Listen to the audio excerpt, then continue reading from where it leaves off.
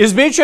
ईरानी parliament के speaker और पाकिस्तान में अमेरिका और ईरान के दरमियान होने वाले अमन मुज़ाकरात के पहले दौर में ईरानी वफ्द की क़यादत करने वाले मोहम्मद बाकर कालिबाफ ने अपने एक ताज़ा बयान में, अब से कुछ देर पहले अपने एक ताज़ा बयान में कहा है कि मुकम्मल जंगबंदी उसी सूरत में बामाने हो सकती है जब इसे समंदरी नाकाबंदी और आलमी मईशत को यरगमाल बनाने जैसे इक़दामात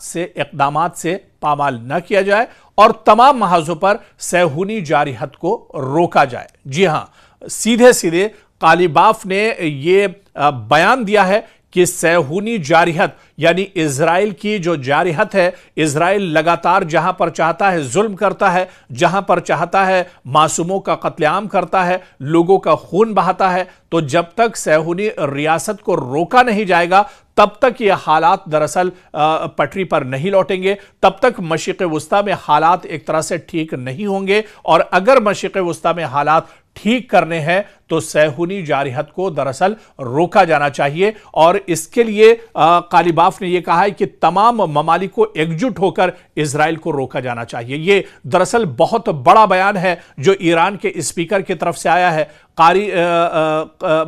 जो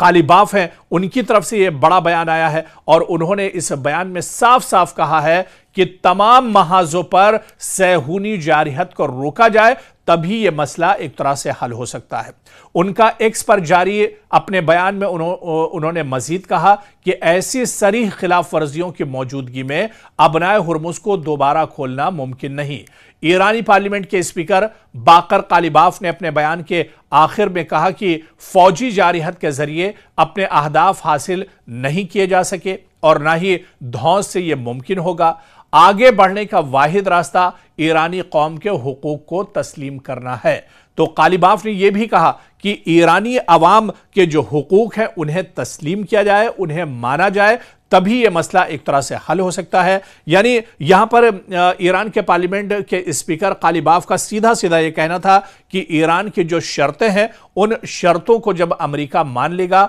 या इजराइल उन शर्तों को मान लेगा तभी यह मामला हल हो सकता है, तभी यह जंग एक तरह से रुक सकती है, तभी कहीं ना कहीं खित्ते में एक तरह से अमन लौट कर आ सकता है। तो दो तीन चीजें यहां पर बहुत अहम कालिबाफ ने कही, लेकिन जो सबसे अहम उनका जुमला था, जो सबसे बड़ा उनका जो बयान था वो ये था कि पहले सहूनी जारिहत को रोका जाए, यानी इजराइल की जो जारिहत है उसको रोका जाए, तभी मशरिक़ वुस्ता में एक तरह से अमन आ सकता है।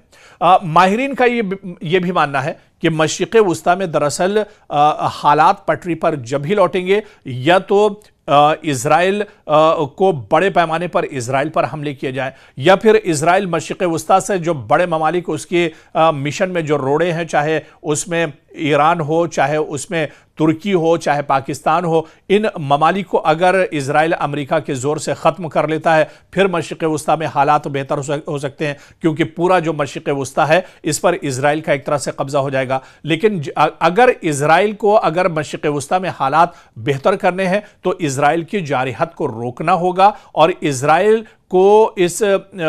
पटरी पर एक तरह से लाना होगा, क्योंकि जब तक इजराइल अपनी जिद पर रहेगा, जब तक इजराइल की जारिहत एक तरह से जारी रहेगी, तब तक मशरिक़ वुस्ता में एक तरह से हालात पटरी पर नहीं लौट सकते हैं। तो मशरिक़ वुस्ता में अगर हालात पटरी पर लाने हैं तो कालिबाफ ने तमाम ममालिक को, पूरी दुनिया को यह मशवरा दिया है कि इजराइल को पहले ठिकाने लगाया जाए, इजराइल के को पहले दुरुस्त किया जाए, इजराइल को उसके गुनाहों की सजा एक तरह से दी जाए, तभी यह मसला एक तरह से हल हो सकता है। यह मशवरा सिर्फ ईरान के लिए नहीं बल्कि ईरान के स्पीकर कालिबाफ का यह मशवरा दरअसल पूरी दुनिया के लिए है। जो बड़ी ताकतें हैं उनके लिए है, जो सुपर पावर अपने आप को कहलाते हैं उनके लिए दरअसल यह मशवरा है कि इजराइल को अगर रोक दिया जाए, इजराइल को अगर सुधार दिया जाए तो फिर मशरिक़ वुस्ता में हालात बेहतर हो सकते हैं और मशरिक़ वुस्ता में हालात पटरी पर लौट सकते हैं।